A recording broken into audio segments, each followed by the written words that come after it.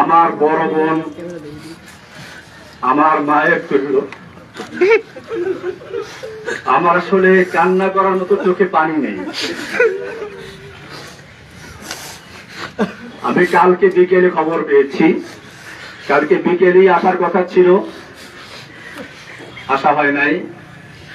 রাতের বেলায় আসলে আমি ঘুমাতে পারিনি, ডান কাঁধ বাম কাঁধ করতে করতে এভাবে চলে গেছে। আপনারা জানেন আমি বরগুনা এসেছিলাম 2013 সালে আগস্টের 10 তারিখে। বাংলাদেশের বুকে, বাংলাদেশের জনগণের বুকের উপরে একটা স্বৈরাচারী শাসক জগৎপাল পাথর বসেছিল। আমি তার একটা বক্তব্যের প্রতিবাদ করেছিলাম। সে